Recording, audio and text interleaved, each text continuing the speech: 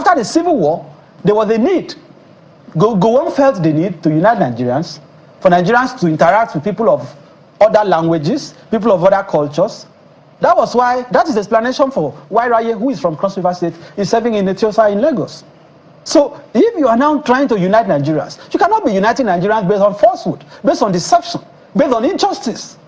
This lady, I'm telling you, presented herself on the 7th of April, was denied the opportunity to be cleared despite a clearance letter, went back to beg this same Veronica Abelo on the 11th. The woman still refused to attend to her, only for them to come out now and pretend that, oh, she did not show up along with others. It is very unfair. No one have to undergo this kind of torment. That is why I am appealing directly to the Director General of the NYSC. Please demonstrate that this service still has room for decency. That under your administration as the DG, honor can be preserved. You cannot be allowing this to happen. This started in March. He could have intervened in March to put an end to this charade. He didn't. Now that this has happened, Nigerians are waiting to see whether the DG will address this issue. I am challenging the NYSC to come on record. I want to sit with them.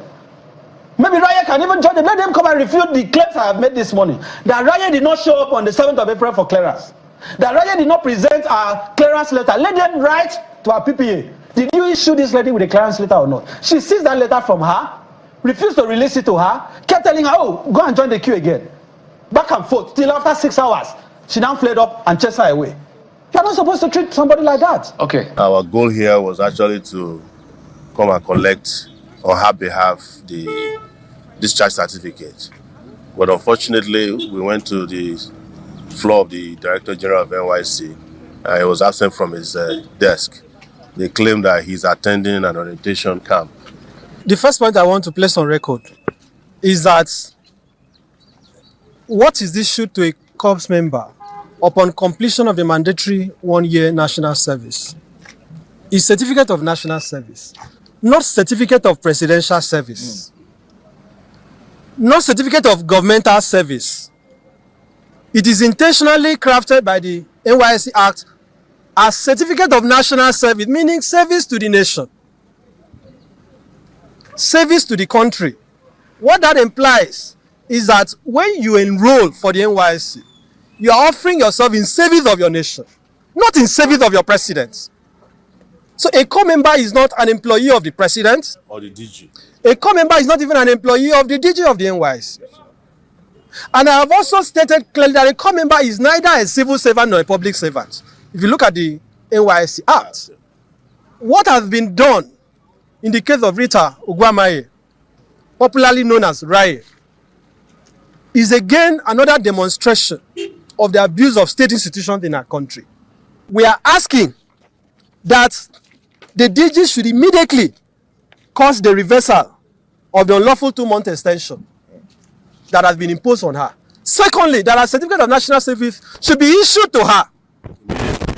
You cannot be criminalizing or seeking to stigmatize or punish somebody for saving her country. This lady, as I speak to you, is struggling to come to terms with what is happening. She is dealing with severe trauma as I speak to you. She has even gone into isolation as I'm talking to you. Politicization of Nigerian law. Imagine this scene. A young Corp member, popularly known as Raye, shares her frustration in a heartfelt TikTok video. She laments soaring prices, crumbling infrastructure, suffering of Nigerians, and calls President Tinubu a terrible president.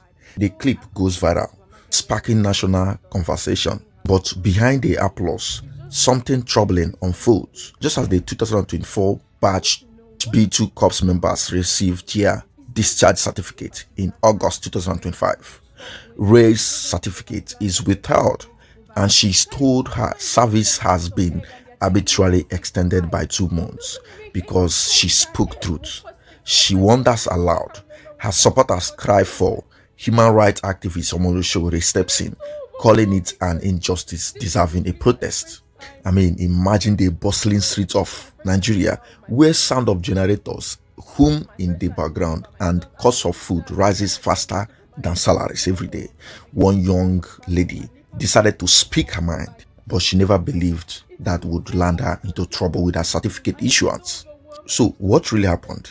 She took out her phone, opened TikTok, and recorded a blunt, unfiltered message to President Bola Tinubu. She called him a terrible president, a terrible leader, accusing his government of worsening the hardship for everyday Nigerians. Her video catch fire online. A lot of people reacted, thousands clapped, others argued, but then the unexpected happened. In NYC, you serve and you collect your certificate, but this is not the same case with Raye. When the day came for her to collect her NYC discharge certificate, Raye was told yours is not ready. Her service had been extended for 2 more months, and after she served that additional time, still no certificate. Why? Officially, NYC said it was because she missed a biometric clearance in April, but her supporters believe it was something else, a quiet punishment for daring to speak against the president. Isn't this laughable in a claimed democratic society? Once again, this is about perspective, your domain for unfiltered news and political analysis. First thing first, what did the Nigerian law say? And also, what does the NYC bylaw represent in this case? Section 39(1) of the 1999 Constitution, as amended, guarantees every Nigerian the right to the freedom of expression, including to hold opinions and receive or impart ideas without interferences. This means that criticizing the president, no matter how blunt it is not a criminal offense in any form, unless it involves incitement to violence, defamation, or hate speech, and of course, none of which Raye's statement clearly means this. In law, political criticism is a protected form of speech. Penalizing someone for it directly violates the constitutional safeguards. Coming to NYC bylaws. The NYC bylaws 2011 revision require Corp members to attend monthly biometric clearance. But was this the case of Ms. Raye? The usual penalty for a missing clearance is loss of that month's allowance, not an extension of service, unless absence is prolonged or without justification. Many Corp members have missed 1 or 2 clearances and still received their certificate at the same time as others, suggesting discretion is often applied. If Raye truly attended the clearance but was refused marking, as she claims, the NYC's action may be ultra-wise beyond its unlawful authority. Then, talking about her making use of the media, Section 3 of the NYC bylaws 2011 Code of Conduct mandates that any Corp member who addresses the press about policy issue without written consent from the state coordinator may be tried by the camp court. If found guilty, they face an extension of service for 30 days on half pay. And this is not the case of Ms. Raye, because clearly she was never holding any press and she did not address press. She was not also putting on the NYC Corp member clothes during this very opinion utterance. Even if she did, 30 days is being given as a penalty for her action. That is only if she did. So the question is, why is her certificate being withheld? Somehow, this provision conflicts Nigeria's constitution guarantee to freedom of expression, but the Raye's case is some sort of being politicized, because even at this, there are still way out that she has actually tried and she's not getting any way. Somehow, let's digest how this relates to Raye's case. I mean, talking about the Nigerian constitution and the bylaws of the NYC. For example, if Raye appeared in public or in her viral video wearing unauthorized clothes, it may not directly violate any rule unless she was impersonating an NYC member or using NYC uniform without consent. There is no indication she did so. Then, in the case of press statement without approval, however, her video criticizing the president, assuming the NYC treats her TikTok video as a press statement, this somehow could breach the bylaws. Without written consent, she may technically be liable for the prescribed service extension penalty That is the period of 30 days and with half pay. So this is really administrative punishment, and it is unacceptable. This is to me a form of politicization, like I stated, and for the allegation of retaliation, I mean, the timing is suspicious. A viral TikTok video criticizing Tinubu came before the clearance dispute. Other Corps members were allegedly missed the same clearance but got their certificate. Under Nigerian law, any administrative decision tainted by bias or improper motive can be challenged in court and struck down. Even at that, if Nysc extended her service without giving her a proper written query, allowing her to respond, or providing an appeal mechanism, that's a breach of her rights for administrative procedures. So this is why Raye and other activists see it as a vendetta case. This is totally unacceptable. Talking more about the Nysc's bylaw, Nigerians should understand Nysc rulebook reviews two possible angles. First, the uniform rule. It's illegal for anyone to wear Nysc uniform without authorization, and Corp members must wear it during official duties. But Raye wasn't wearing her khaki in the video, so that rule doesn't apply here. It doesn't.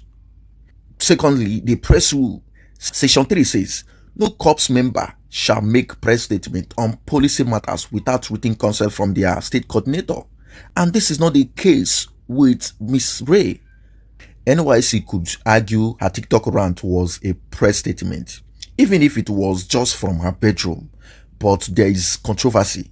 Nigeria's constitution under section 39 guarantees every citizen freedom of expression, especially political speech. That means, and in legal basis of Nigeria, we have macro and micro rule. Now, the young girl decided to accept the Nysc penalty. The story should have ended there. You serve your extra 30 days, you get your certificate. Case closed. But that's not what happened. Raye completed her 2-month extension and still walked away empty-handed without a certificate. This is where it gets legally dangerous. The Nysc's own bylaw says once the penalty is served, the certificate must be issued unless there is a new offense, but none recorded, which means withholding it is not just unfair but unconstitutional. To a lot of critics, this is no longer about discipline. It's about sending a warning, speak against those in power. Well, now relies on what can Raye do. What can Ms. Raye do? Legally, Raye has an option. She can file a fundamental rights enforcement suit to compel Nysc to release her certificate, get a court declaration that their action was unconstitutional, and even claim damages for reputational harm. I mean, something has to be done. This case, if well handled, would actually set a precedent protecting future Corp members from politically motivated penalties. She needs her certificate. A discharge certificate isn't just a paper, it's a ticket to your next chapter. Denying it after service is like locking the door after someone has already built the house. And if we accept that, what else can we accept tomorrow? For me, this is more than about a woman. It's about whether we, as a nation, truly believe in the freedom we claim to have. She has walked the dusty roads of her place of primary assignment. She has endured the market hikes, the long queues, and the scorching sun that every Corp member knows too well. She has stood in the same khaki as thousands before her, believing that at the end, she too would walk away with a single sheet of paper called Nysc certificate. It proved that she had served her country very well. I mean, why after completing the penalty is the certificate still locked away? Is it because she dared to raise her voice in a nation where truth often makes those in power uncomfortable? This is no longer just about Raye. It's about every young Nigerian who will wear that khaki tomorrow. It's about whether the service to your country ends in gratitude or in a quiet punishment. Some stories fade the moment uniform comes off, but not this one. Raye has already served. She has endured the heat, the hunger, the homesickness. She has done her time.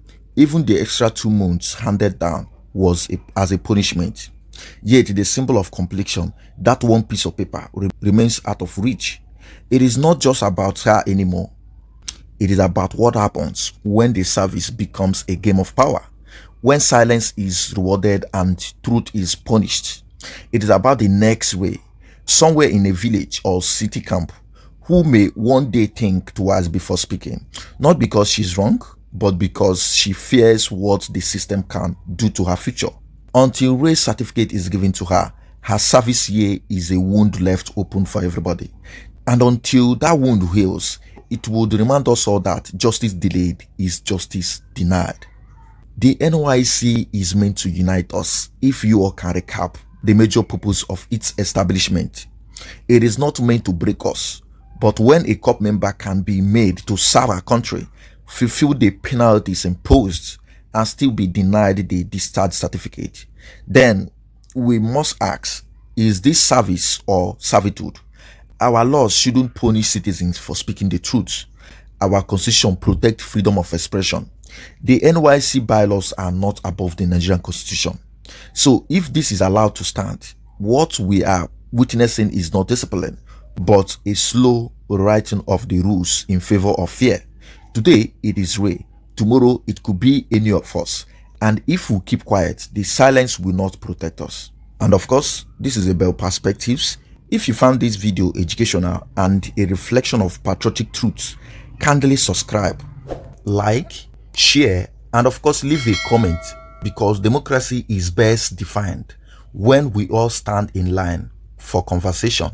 Thank you for watching.